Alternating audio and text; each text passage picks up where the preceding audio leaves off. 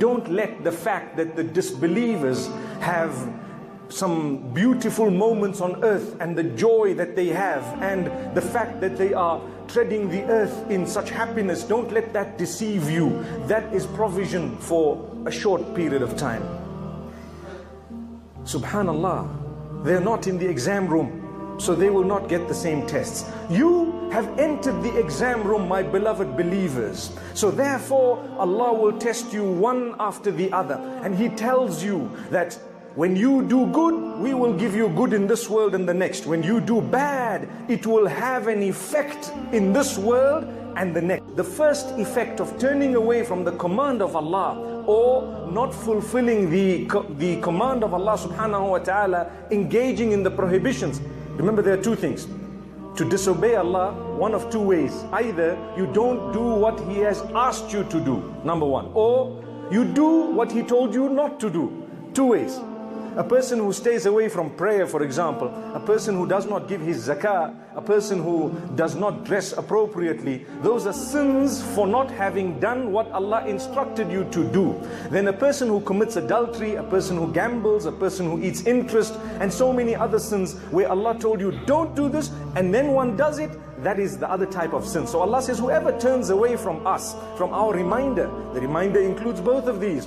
We firstly give them a life that is filled with all forms of difficulty and hardship. Now one might say, how do I know that what I'm going through right now is a result of my sin, or it's just an ordinary test as a result of elevation of status?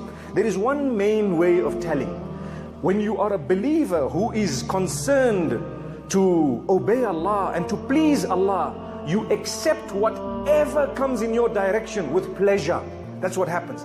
You are not depressed about it.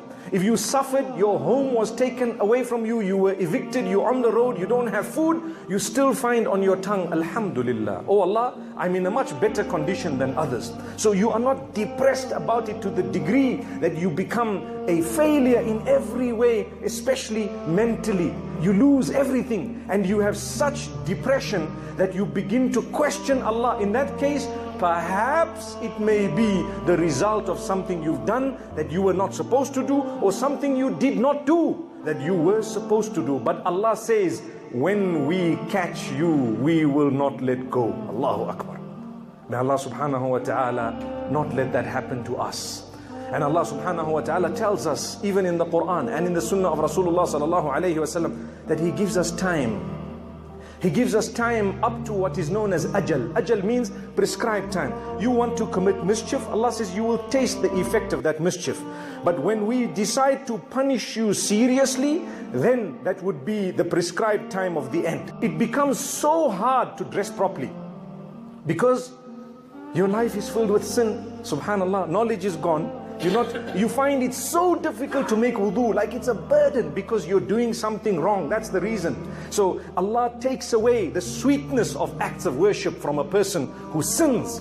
And remember, I'm not going to go into every sin and what it is, because the list of sins is endless. Endless meaning so many things people could do. Sometimes a deed that appears to be good can become sinful if the intention is dirty. May Allah subhanahu wa ta'ala help us cleanse our intention. So to have knowledge snatched away, to have the sweetness of worship snatched away, then one sin leads to another. When you start committing sin, initially it doesn't feel like it's something so serious. Or should I say, initially it feels like, you know what, this was just a one-off, I'm not going to do it again. When you do it again and a third time, it becomes easier to sin. That's a result of the evil effects of the sins that a believer engages in. It becomes such that you just feel like carrying on. From this sin, you commit another one, and then you say, by the way, I am committing that, let me just go into here. I went into the nightclub, now there's alcohol, let me just drink. Now that I'm drinking, there's a bit of drugs, let me just do that. Now that that has happened, the adultery comes with it, let me go. Before you know it, you are drowning in so many different sins